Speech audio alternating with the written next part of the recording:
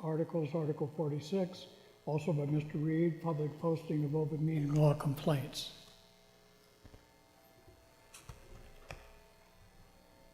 Just give us a second to.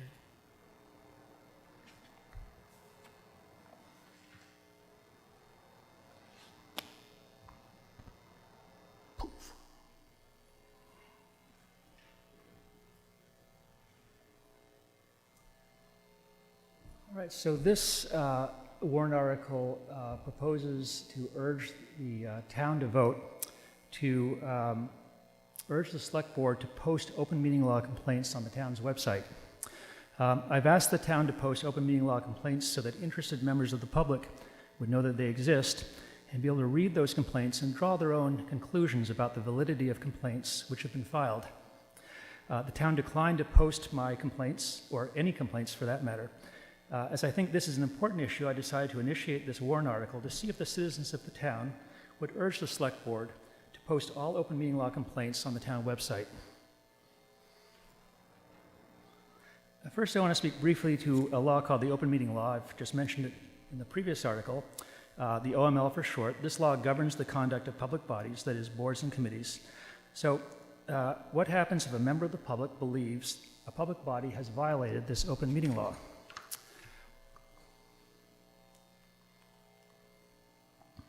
Well, any member of the public may initiate an open meeting law complaint if that person believes the open meeting law has been violated.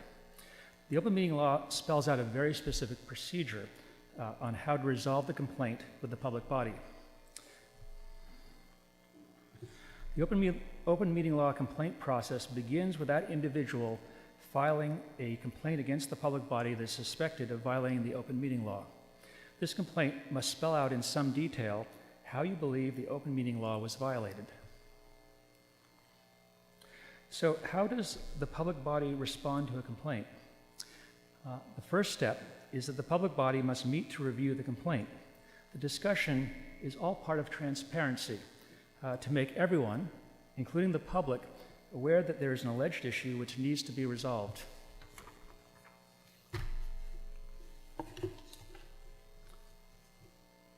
So, how does the general public come to know that the public body might be discussing an open meeting law complaint? The OML requires that agendas be posted to inform the public about the topics of discussions for an upcoming public body meeting, which may include an open meeting law complaint. So I filed 2 open meeting law complaints, one in 2018 and one in 2019, and these open meeting law complaints are not mentioned on any agenda, so the public could not have known could not have become aware that they were going to be discussed. I determined this by making a public records request to our excellent town clerk, asking for her to produce the agendas which mention the minutes, and she came back and said, nope, nothing there that mentions these open meeting law complaints. Besides being a violation of the open meeting law, failure to include discussion of an open meeting law complaint on an agenda means a citizen wishing to stay informed about open meeting law complaints could not have known that the select board would be discussing a complaint because it was not noticed on the agenda.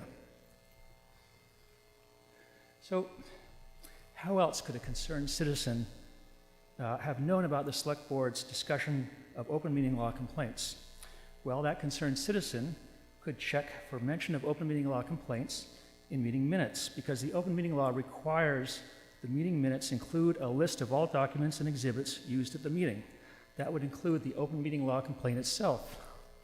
Once again, I made a document request to our town clerk asking for any minutes which described the 2 open meeting law complaints, and which I had filed myself. And the only information that came back was the word complaint appeared without open meeting law on one set of minutes. So 2 complaints were filed. The only mention was the word complaint appearing once on one set of minutes. So besides being a violation of the open meeting law, a citizen wishing to stay informed about open meeting law complaints could not have known that the select board had discussed an open meeting law complaint by reviewing the minutes of select board meetings.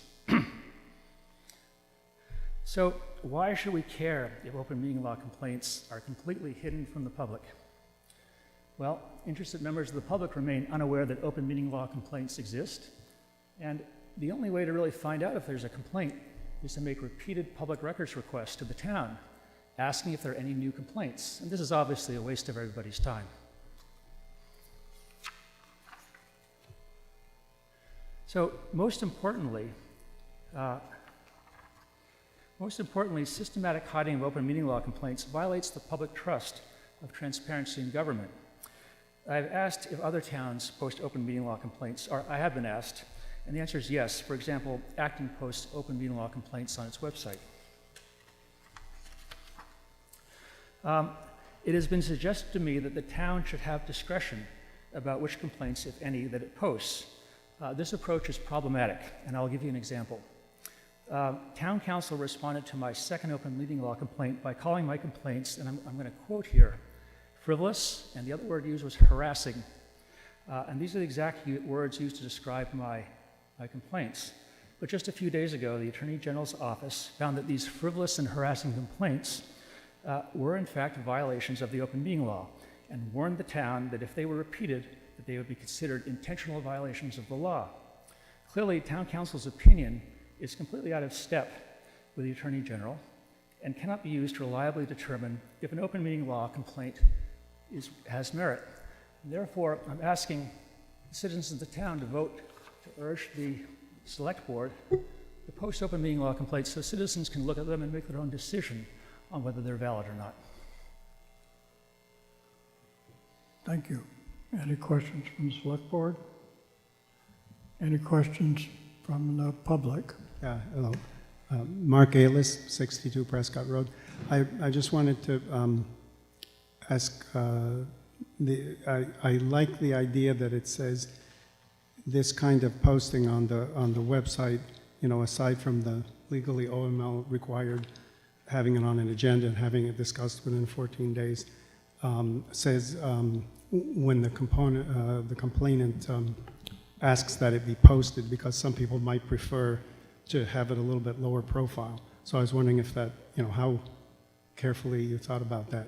So in other words, your motion warrant article does not say that it would allow a complainant not to request it and the board not to post it except for the OML required having it on an agenda announced and then discussed at a meeting.